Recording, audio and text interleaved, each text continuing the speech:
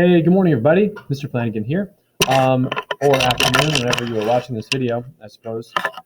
So what I'm going to do is I'm going to run through the some of the objectives and tools that you'll be using for your imaginary landscape. So the idea is really to take lots of different photos and construct a landscape that is unique using pieces and parts of lots of different images. So as you can see here, I've created a landscape with all sorts of different elements. I have, let's see, I have my framing elements here that I've added.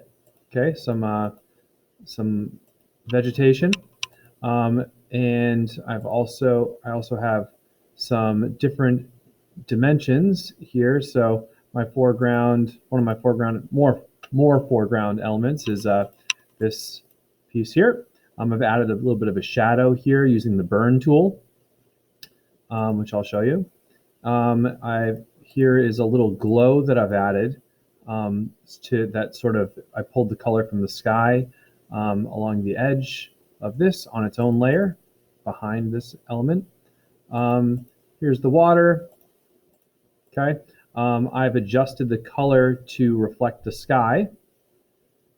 Okay, so you want to make sure that whatever colors you have in here, they're reflecting the sky. Okay, that's really important. So as you can see, there's all sorts of different layers here. Here's my background, and layers all in between. Okay, so let's start fresh. I'm going to go to File and New. I'm going to create an imaginary landscape plan, I'll call it. Set it to inches instead of pixels. I'm going to make the width 12. I'm going to make the height 10, and I'm going to set the dots per inch, or DPI, also known as resolution, to 300. Okay, and click Create. Now, Unsplash.com is a great resource for finding high-resolution, royalty-free images. I'm going to type in landscape here, and I'm going to find some landscapes that work, some pieces that I can use for my composition. This one really demonstrates atmospheric perspective very well. An atmospheric perspective is the idea that things appear to be lighter the further back they are, right? So these mountains that are in the far distance are lighter than these, which are in the middle ground, I suppose. And then here has the most detail and is the darkest. This is our foreground. Notice the light reflecting from the sky in that water.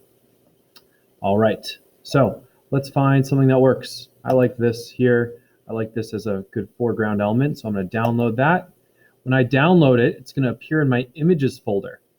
Okay, so I'm just going to note the name of this file, Alice Krivik is the name here, Alice Krivik. So now when I go to Photopea and I go to File and Open, and I select images on the left-hand side of the window that pops up, I can then select the image that I just downloaded and open it. Great. I can bring this over into my landscape and drop it in. Always make sure that your auto select is on. That way you can just select the layer and move it. Always make sure that your transform controls are on. If your transform controls are not on, you can't adjust the size of your image. Okay, so I'm going to scale this on down. Looks good. I'm going to use my lasso tool to make a selection.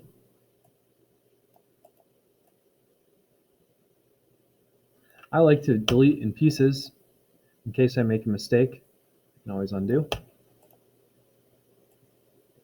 There we go. All right.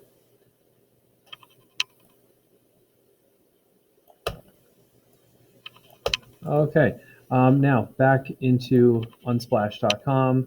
I'm going to find a middle ground element. Ooh, some more atmospheric perspective here. Dark, lighter, lighter, lighter. lightest.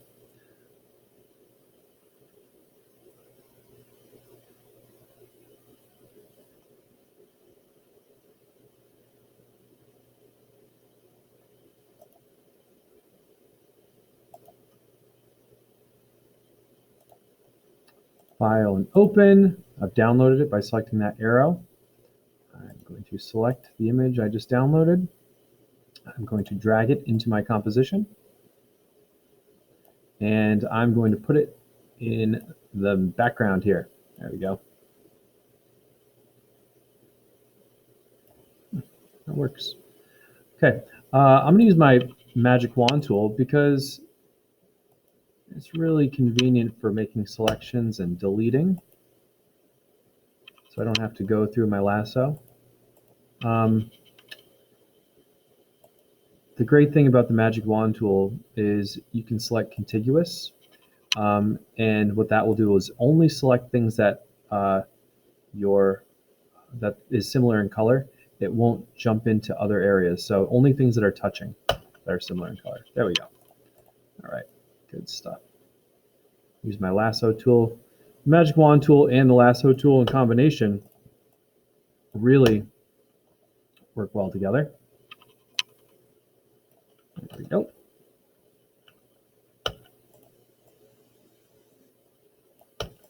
Okay, great. Let's go back in. I'm going to keep this fairly simple for the sake of just making this a tutorial that doesn't last forever. I'm going to find a sky.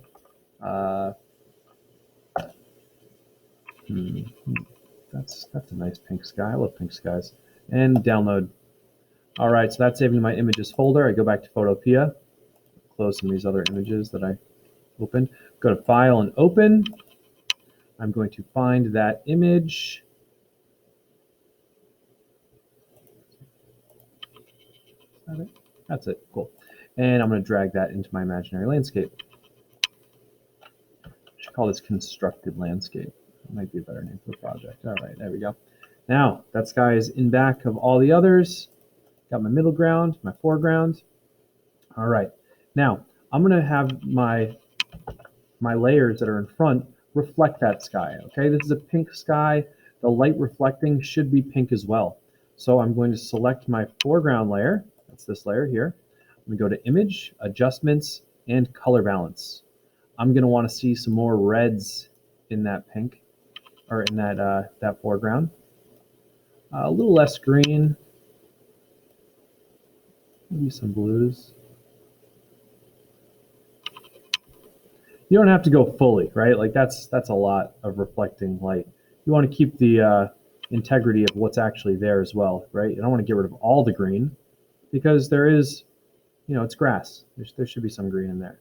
Just more pink than what there was. There we go. And now I'm going to select this here, Image, Adjustments, Color Balance.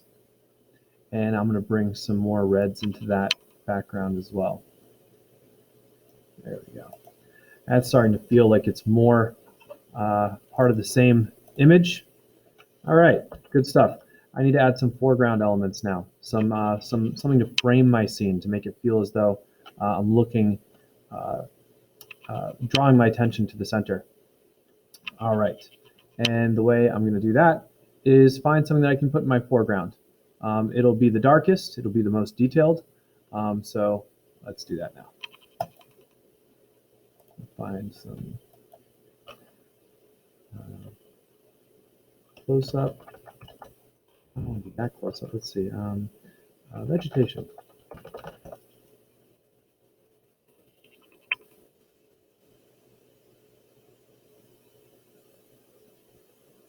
These are kind of nice. Maybe I can use these. Download. Jonas Dental. Thank you, Jonas. File open. Jonas. All right. And I'm going to make some selections here. I'm going to select this piece.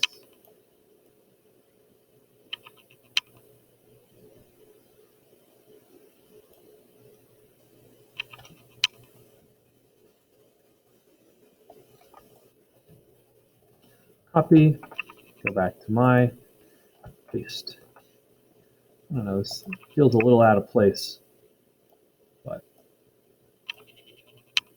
it's an imaginary landscape, so there's no real wrong answers here. All right.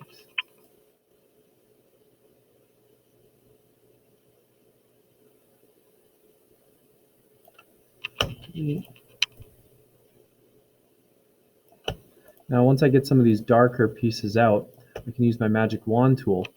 So I'm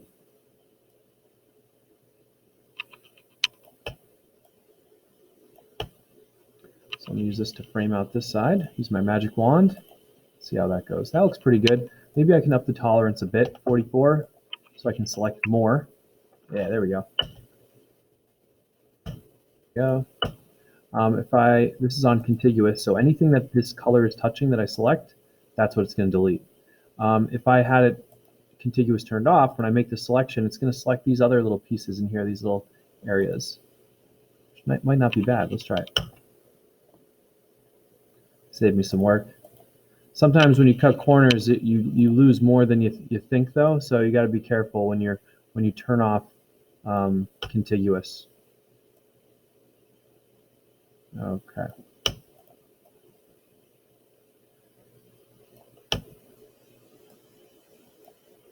Go back to my magic wand tool, make some selections. I'm selecting a lot of these leaves. I don't want that, so I'm going to make my tolerance lower.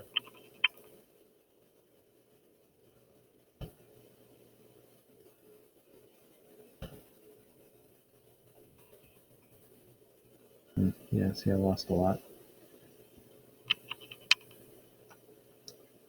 Maybe I'll just make this whole thing really dark, though. Let's try it.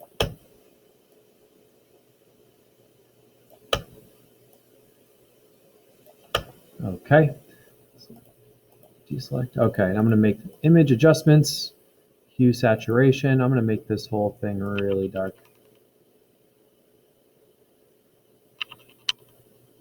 So you can see I'm going to want to go in and still make a few selections in there, but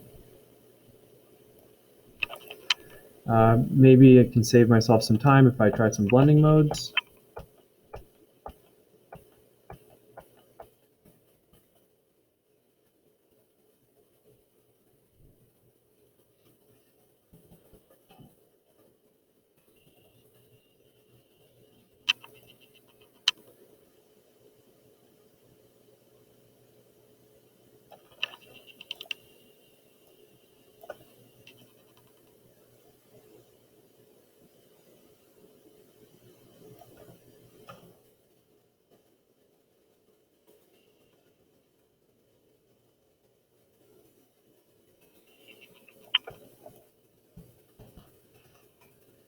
All right, framing this out. I'll take a little bit of this.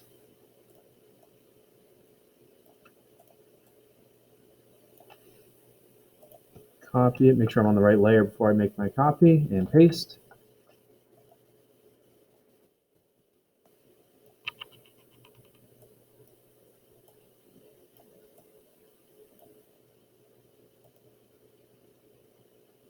Framing out this side. What's that blending mode on? Vivid light. All right, let's try vivid light on this side too.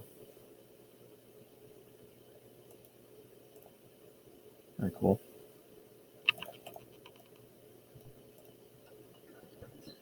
All right, so I've framed everything out.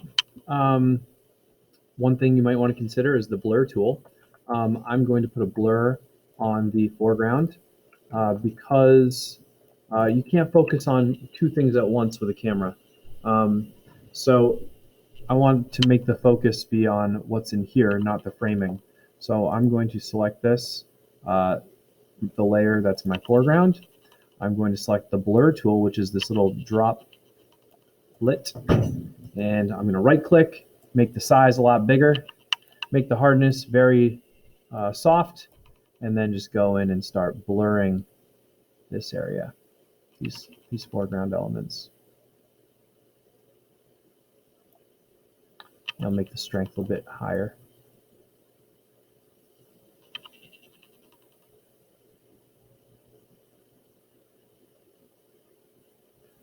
So this will help make the viewer's eye go to the center there, as opposed to focusing on these framing elements.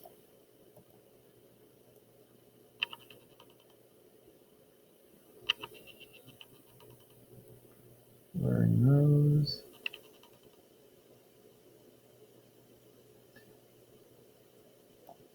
And I'm actually going to blur some of these edges of the landscape.